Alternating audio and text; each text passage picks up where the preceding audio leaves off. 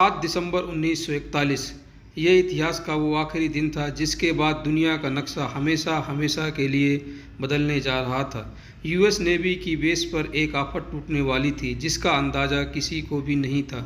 Battleship में मौजूद एक अफ्रीकन अमेरिकन बावर्ची टॉरस मिलर सूरज निकलते ही नेवी ऑफिसर्स को नाश्ता सर्व करता है और उसके बाद उनकी लॉन्ड्री कलेक्शन के काम में लग जाता है। सुबह के ठीक 7:57 पर टॉरस को एक सायरन सुनाई देता है।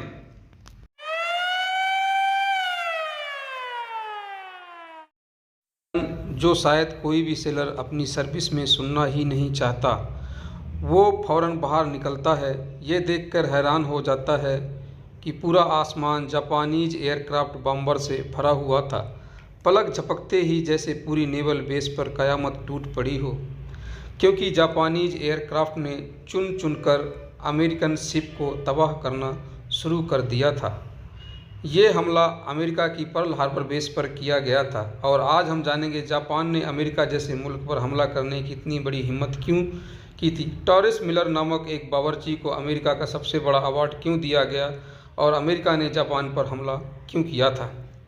दोस्तों, हमारी इस इंटरेस्टिंग कहानी की शुरुआत 1941 में होती है, जब वर्ल्ड वॉर 2 में अमेरिका ने चाइना को बचाने के लिए अपना सब कुछ दांव पर लगा दिया था।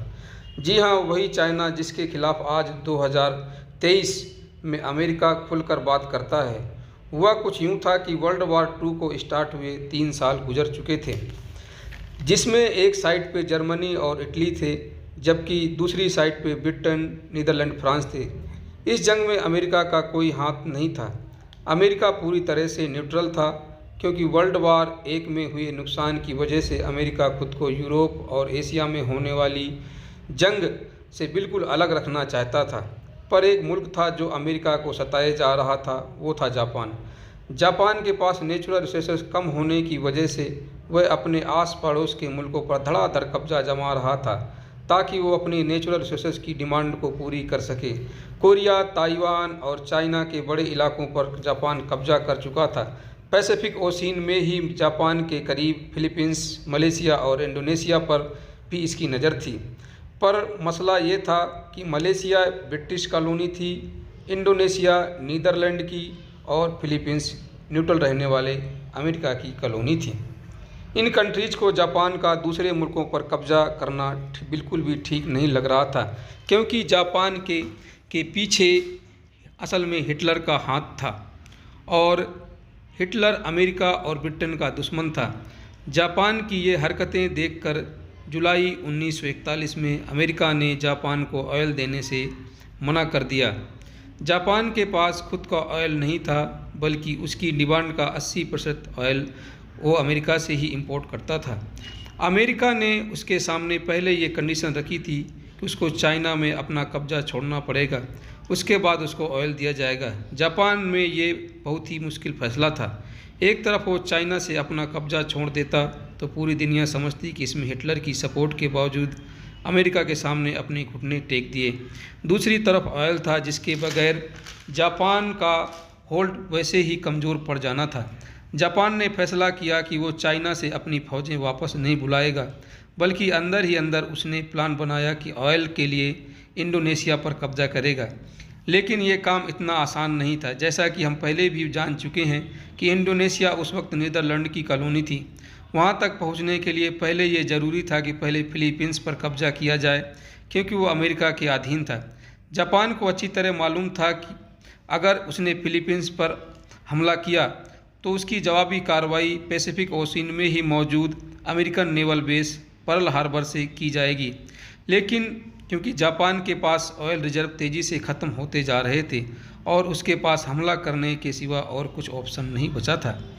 फिलीपींस पर नहीं, बल्कि पर्ल हार्बर पर। जी हाँ, जापानीज मिलिट्री लीडर ने फैसला किया कि वो अमेरिका की पर्ल हार्बर बेस पर सरप्राइज अटैक करके पूरी बेस को ही उड़ा डालेंगे, ताकि उसके बाद जापान आसानी से फिलीपींस पर कब्जा कर सके।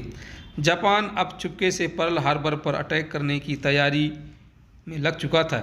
उसने अपनी फ्लीट तैयार करना शुरू कर दी, जिसमें 2 बैटलशिप 39, 2 सबमरीन और 30 डिस्ट्रॉयर और हैरत अंगेज वार पे एक 414 एयरक्राफ्ट बम्बर थे। इन एयरक्राफ्ट को 6 एयरक्राफ्ट के जरिए पर्ल हार्बर की तरफ रवाना किया गया। दूसरी तरफ पर्ल हार्बर पर खड़ी अमेरिकन फ़ौज का अंदाज़ा लगाया जाए तो इसमें 8 battleship, 59 anti aircraft ship, 4 submarine और 390 एयरक्राफ्ट थे। देखा जाए तो अमेरिका के पास जापान का हमला नाकाम बनाने के लिए काफ़ी फोर्स मौजूद थी, लेकिन इसके लिए ज़रूरी था कि इनको इस हमले की जानकारी पहले से मिल जाए।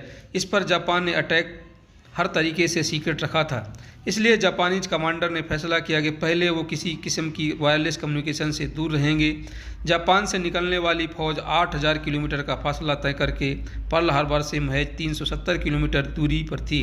पर यह वही पॉइंट था जहां पर एयरक्राफ्ट का हमला करवाने के लिए टेक ऑफ कराया जाया गया। ये वर्ल्ड वार 2 का सबसे बड़ा हमला होने वाला था, जिसमें अमेरिका अभी तक शामिल नहीं था। 7 दिसंबर 1941 की सुबह को वो 7:57 पे 350 जापानीज एयरक्राफ्ट ने पर्ल हार्बर पर 2 अलग अलग ग्रुप्स पर धावा बोल दिया। अमेरिका जो इस हमले से बिल्कुल अनजान थे, उस पर जैसे कयामत ही टूट पड़ी हो। जापानीज एयरक्राफ्ट के पहले ग्रुप ने गोलों की बारिश कर दी थी।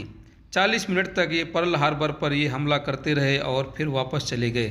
पहले तो यूं लगा शायद हमला ख़त्म हो चुका है, लेकिन 10 मिनटों बाद बॉम्बर एयरक्राफ्ट का दूसरा ग्रुप आया और ये बची कुची नेवल बेस को गोले बरसा कर पूरी तरह तबाह कर दिया।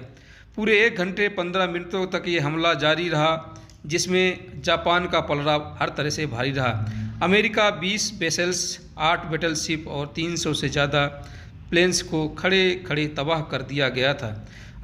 जापान को आग और आसमान को काले धुएं से छुपा दिया गया था। इसी दौरान अमेरिका की एक बैटलशिप में अफ्रीकन अमेरिकन बावर्ची डोरिस मिलर, जिसका जिक्र हमने वीडियो के शुरुआत में किया था, लॉन्ड्री कलेक्शन के दौरान डोरिस को एक सायरन सुनाई दिया। ये खौफनाक सायरन सुनकर जब तक वो बाहर आता, एक जापानीज टॉर्पेडो मिसाइल उनकी शिप पर आ लगा, जिसमें शिप कैप्टन समेत बहुत ऑफिसर जख्मी हो गए। डोरिस ने अकेले जख्मियों को साफ जगह शिफ्ट कर दिया और फिर एंटी एयरक्राफ्ट मशीन गन पर जाकर खुद जापानीज एयरक्राफ्ट पर पलटकर वार किया। उसने बगैर किसी ट्रेनिंग के जापानीज एयरक्राफ्ट को मार गिराए थे। इस हमले में जापान ने टोटल 29 एयरक्राफ्ट खोए थे। डोरिस मिलर पहला अफ्रीकन अमेरिकन था जिसको बाद में नेवी क्रॉस दिया गया। ये अवार्ड यूएस नेवी का सबसे बड़ा, जबकि अमेरिका में मेडल ऑफ ऑनर के बाद दूसरा बड़ा अवार्ड है। 1 घंटे 15 मिनट हमलावर होने के बाद जापानीज एयरक्राफ्ट तो वापस चले गए, लेकिन वो अमेरिका को वर्ल्ड वार 2 में धकेल चुके थे। वही अमेरिका जो इस हमले से पहले वर्ल्ड वार 2 में शामिल ही नहीं था। अमेरिका ने पर्ल हार्बर के हमले के अगले ही दिन जापान को सबक सिखाने का फैसला कर लिया और उसके खिलाफ खुली जंग का ऐलान भी कर दिया। अगले 3 महीनों तक अमेरिका अपनी नेवल बेस का रिपेयर करने में लगा रहा। खुशकिस्मती से कई शिप जो सेलो वाटर में डूबी हुई थी वो रिपेयर के काबिल भी थी। 4 महीनों के बाद अमेरिका ने जापान पर वैसे ही हमला किया जैसे जापान ने पर्ल हार्बर पर हमला किया था। जी हाँ, अप्रैल 1942 में अमेरिका ने जापान की राजधानी टोक्यो पर बमों की बरसात कर दी। ये अमेरिका का वर्ल्ड वार 2 में किया जाने वाला पहला हमला तो था, लेकिन इसके बाद अमेरिका ने बस नहीं किया। अगले 4 वर्षों तक जापान और अमेरिका की लगातार लड़ाई चलती रही, जिसमें अब अमेरिका का पलड़ा भारी था। जापान इस जंग में बहुत कमज़ोर हो चुका था, लेकिन वो किसी सूरत पर हार नहीं मान रहा था। अमेरिकन के सामने सरेंडर नहीं कर रहा था। आखिरकार अगस्त 1945 में अमेरिका ने जापान के खिलाफ अपना आखिरी कार्ड इस्तेमाल कर ही डाला। 6 अगस्त 1945 को सुबह 8 बजे जापान के हिरोशिमा शहर के ऊपर एक बोइंग 29 सुपर फोर्टिस एयरक्राफ्ट देखा गया। इस जहाज़ में 4400 किलो वजनी लिटिल बॉय नामक बम हिरोशिमा शहर के ऊपर गिराया गया। एग्जैक्टली 43 सेकंड के बाद एक जोरदार धमाका हुआ। उसके बाद सब कुछ सफ़ेद सफ़ेद हो गया। ज़मीन से आसमान की तरफ जिसने एक उसका गुब्बारा गया, जिसमें टेम्परेचर 5000 डिग्री तक पहुंचा दिया। यह हिस्ट्री का पहला न्यूक्लियर अटैक था, जिसने चुटकियों में हिरोशिमा शहर की 80% से अधिक बिल्डिंगों को मिट्टी का ढेर बना दिया। जापानीज मिलिट्री लीडरों के तो जैसे पैरों तले ज़मीन ही खिसक गई थी। अभी वो और कुछ समझते कि 3 दिनों के बाद 9 अगस्त 1945 को अमेरिका ने जापान के नागासाकी शहर पर न्यूक्लियर बॉम्ब कर दिया। ये मार्क 3 बॉम्ब था, जिसका कोड नेम था फैटमैन रखा गया था। 4670 किलो वजनी इस बम को गिरते ही पूरे शहर को तबाह कर दिया। ये 2 न्यूक्लियर बम थे जो इंसानों पर इस्तेमाल होने वाले पहले और आखिरी बम थे।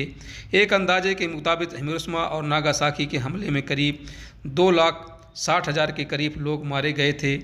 इस हमले के अगले ही हफ्ते जापान ने अमेरिका के सामने सरेंडर कर दिया। इसके साथ ही वर्ल्ड वार 2 का अपने अंजाम तक